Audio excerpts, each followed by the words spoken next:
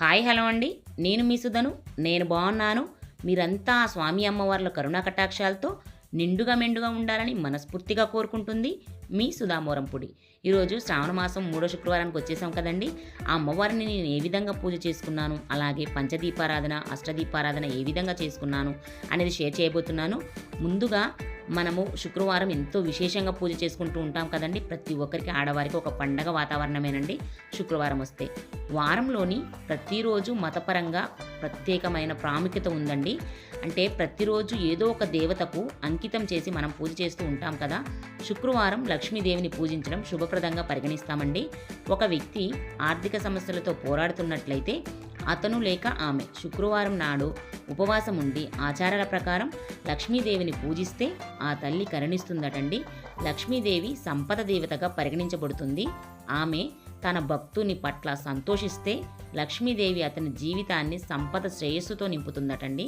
ఇదే కాదండి, ఇంకో ముఖ్య విషయం ఏంటంటే శుక్రవారం నాడు శ్రీ మహావిష్ణువును పూజిస్తే లక్ష్మీదేవి చాలా సంతోషిస్తుందట. ఎందుకంటే ఆమె విష్ణుమూర్తి భార్య కాబట్టి. శుక్రవారం నాడు లక్ష్మీదేవికి అత్యంత ప్రీతికరమైన రోజు. ఏ విధంగా పూజ చేసుకోవాలో చూసేద్దామా మరి. ముందుగా ఉదయాన్నే నిద్ర లేవాలండి. ముఖ్యమైనవి కూడా మీకు షేర్ చేస్తాను.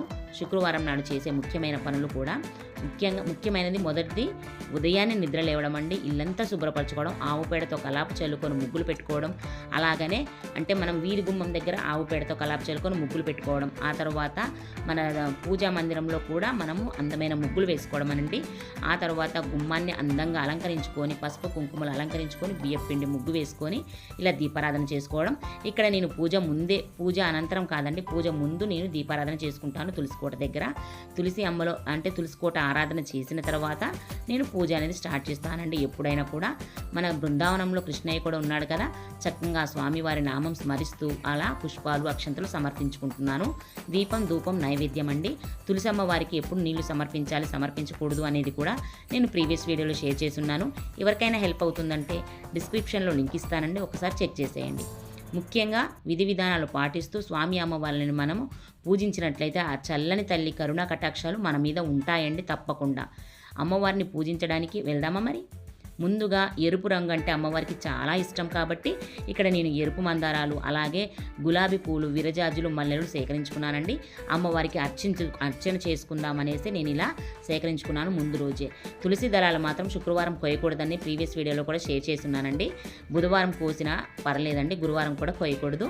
ఒకవేళ కోసి కొంచెము ఫ్రెష్గా మనము ఫ్రిడ్జ్లో అయినా పెట్టుకోవచ్చు. శుక్రవారం మాత్రం అస్సలు కోయకూడదండి తులసి దళాలు, ఓకేనానండి.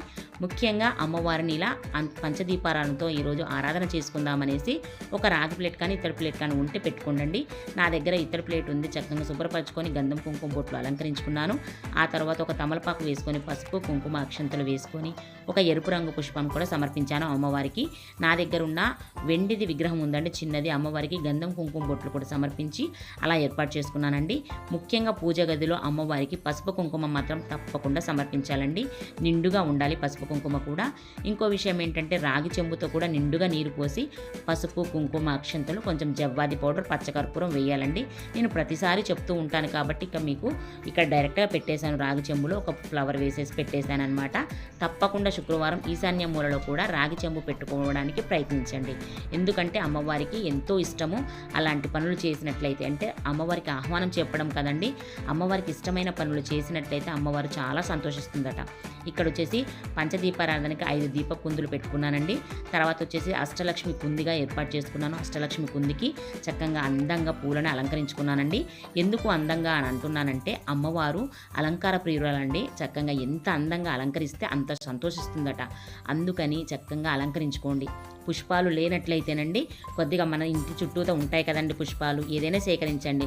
మందారాలు, గులాబీలు ఏవైనా అమ్మవారికి సమర్పించవచ్చండి. ఇలా నేను అందంగా అలంకరించుకొని దీపారాధన చేసుకున్నాను. దీపం జ్యోతి పరబ్రహ్మ స్వరూపిణే నమః అంటూ అమ్మరామ స్మరణ చేసుకుంటూ దీపారాధన చేసుకున్నాను. దీపం సాక్షాత్తు దైవ స్వరూపం అండి. అందుకని కొద్దిగా కుంకుమ, పసుపు, అక్షంతలు సమర్పించుకోవాలి. ఆ తర్వాత పుష్పం కూడా సమర్పించుకోవాలండి. ఇంకా స్వామి అమ్మవార్లకు ఆహ్వానం చెప్పుకుండే ముందు మనం ఆహ్వానం ఆచమనం చెప్పుకోవాలి. ఆచమనం అయిపోయిన తర్వాత స్వామి అమ్మవార్లకు ఆహ్వానం చెప్పుకోవడం అండి. చాలా సింపుల్గా చేసుకోవచ్చు. ఎటువంటి కంగారు లేకుండా రిలాక్స్డ్గా చేసుకున్నట్లయితేనండి మన పూజ అమ్మ స్వీకరిస్తుంది. అంటే కంగారుగా ఆర్భాటంగా చేసుకోకోకుండా రిలాక్స్డ్గా మన బ్రెయిన్ అంతా అమ్మ పాదాల దగ్గర ఉంచి చేయండి. ఇంకా మనం ఆహ్వానం చెప్పుకుండే నీళ్లు 2 పంచపాత్రలు పెట్టుకోవాలండి. ఒకటి మనకు, ఒకటి స్వామి అమ్మవార్లకు ఆచమనం చెప్పుకోవడానికి ఒక పాత్రలో కొద్దిగా పసుపు కుంకుమ వేసుకొని అక్షంతలు వేసుకొని ఒక పుష్పమైన సమర్పించండి, లేదా తమలపాకు, లేనట్లయితే దళం అండి, తులసి దళం కూడా సమర్పించాలి. తర్వాత స్వామి అమ్మవార్లకు ఆహ్వానం చెప్పుకుంటున్నానండి.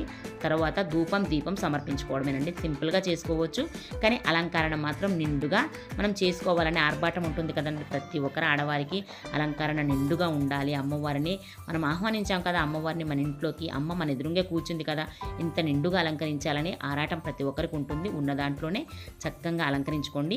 తర్వాత మనకు అరుణాచలం నుంచి తీసుకొచ్చిన శివయ్యకి అభిషేకం చేసుకున్నానండి. తర్వాత స్వామివారికి తులసి దళాలతోటి ఒక్కొక్క నామస్మరణ, అంటే గోవిందనామాలు ఉంటాయండి, చదువుకోండి. లేనట్లయితే మనకి సహస్రనామం వచ్చినట్లయితే చదువుకోండి. నేను గోవిందనామాలు చదువుకున్నాను. అక్కడ ఒక్కొక్క తులసి దళాన్ని స్వామివారి పాదాల దగ్గర సమర్పించుకుంటున్నాను. ముందుగా నేను చెప్పాను కదా, శుక్రవారం నాడు విష్ణుమూర్తిని స్మరిస్తే అమ్మ చాలా సంతోషిస్తుందటండి.